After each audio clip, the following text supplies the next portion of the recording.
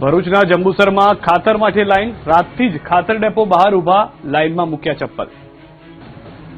ભરૂચના જંબુસરમાં ખાતર મેળવવા માટે ખેડૂતોની લાંબી કતારો જોવા મળી. ખાતરની અછતની સ્થિતિ વચ્ચે ખેડૂતોને ખાતર લેવા માટે ભારે હાલાકીનો સામનો કરવો પડી રહ્યો છે.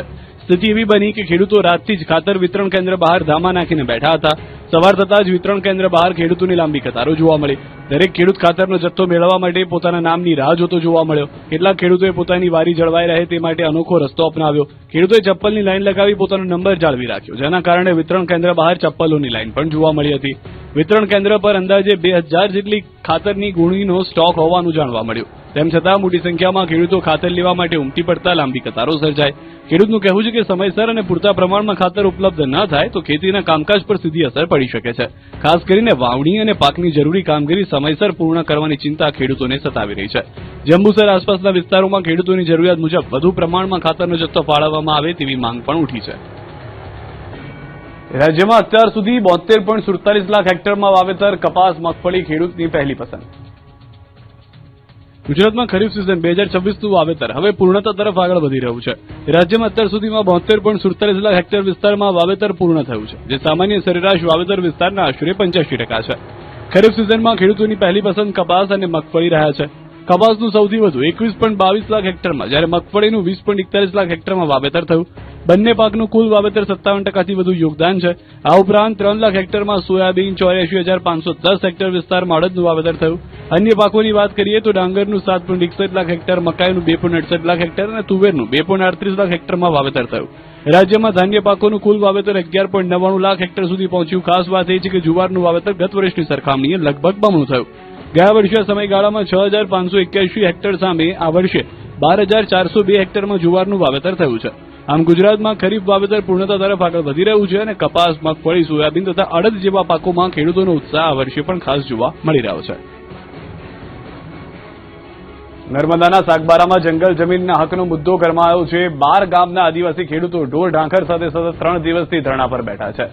ખેડૂતોનો દાવો છે કે તેઓ છેલ્લા 25 વર્ષથી જમીન પર ખેડાણ કરી રહ્યા છે અને હવે જમીનના હક માટે ન્યાયની માંગ કરી રહ્યા છે. જે દરમિયાન સાંસદ મનસુખ વસાવાએ ગાંધીનગરમાં મુખ્યમંત્રી ભૂપેન્દ્ર પટેલ સાથે મુલાકાત કરી ખેડૂતોની રજૂઆત કરી હતી. બીજી તરફ મુખ્યમંત્રીએ વન મંત્રી અને ફોરેસ્ટ વિભાગ સાથે ચર્ચા કરી નિર્ણય કરવાની ખાતરી આપી છે. સુરત મહાનગરપાલિકાને ખાડીપુરથી 10 કરોડનું નુકસાન, 110 બસ ડૂબી હતી પાણીમાં. પણ કરોડોનું નુકસાન પહોંચાડાઈ રહ્યું છે. શહેરમાં આવેલા પૂરના પાણીમાં 33 ઈવી બસ સહિત કુલ 110 બસ ડૂબી ગઈ હતી, જેના કારણે સુરત સિટી બસ સેવાને અંદાજે 10 કરોડ રૂપિયાનો ફટકો પડ્યો હોવાનો દાવો છે. દાવો છે કે 7 જુલાઈના રોજ પૂરનું પાણી ભરાતા બસો લગભગ 12 કલાક સુધી પાણીમાં ડૂબેલી રહી. લાંબા સમય સુધી પાણીમાં રહેવાને કારણે ખાસ કરીને ઈવી બસોની મોંઘી બેટરીને મોટું નુકસાન થયું છે.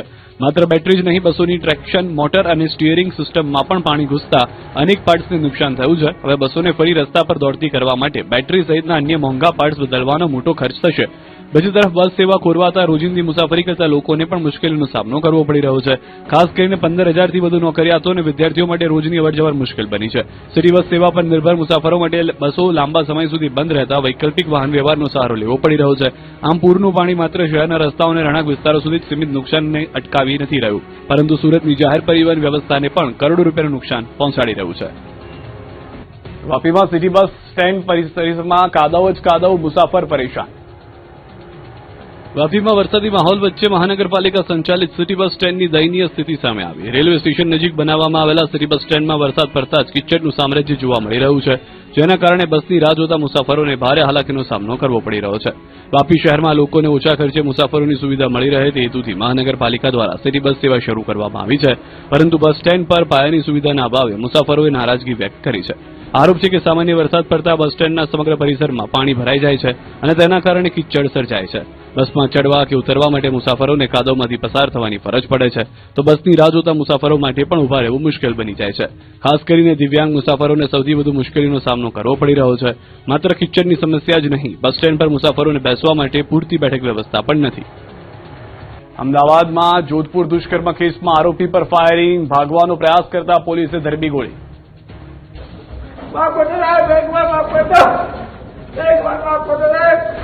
અમદાવાદ જોધપુર દુષ્કર્મ કેસમાં આરોપી પર પોલીસે ફાયરિંગ કર્યું. દાવો છે કે આરોપી ધર્મસિંહ મધરાત્રે પંચનામાની કાર્યવાહી દરમિયાન પોલીસ કાફલા પર અચાનક હુમલો કરી ભાગવાનો પ્રયાસ કરી રહ્યો હતો. પોલીસે સ્વબચાવમાં ચલાવેલી ગોળી આરોપીના પગમાં વાગતા તે જમીન પર ઢળી પડ્યો. ઝપાઝપીમાં એક પોલીસકર્મી પણ ઇજાગ્રસ્ત થયો છે. મોડી રાત્રે જ બંનેને હોસ્પિટલ લઈ જવાયા હતા. હોસ્પિટલ પહોંચેલા આરોપીએ પહેલા લંગડાતા અને સ્ટ્રેચર પરથી પણ બંને હાથ જોડી સતત પોલીસ સમક્ષ માફીની ભીખ માંગતા એક જ વાતનું રિટર્ન કર્યું હતું કે સાહેબ હવે પછી આવું નહીં થાય, એકવાર માફ કરી દો.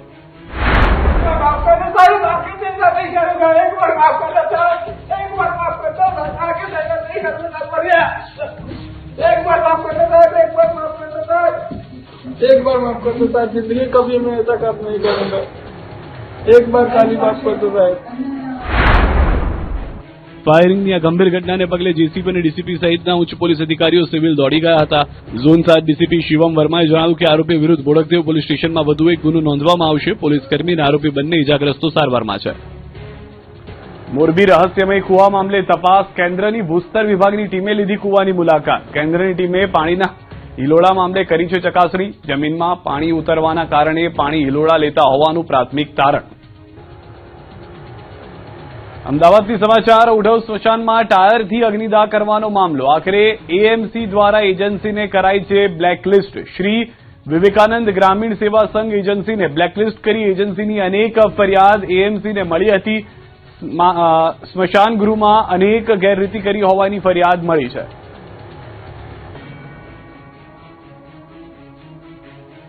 અરવલ્લીમાંથી ઝડપાયું ચોરી કરેલા મોબાઈલ વેચવાનું રેકેટ. 46 જેટલા મોબાઈલ જપ્ત.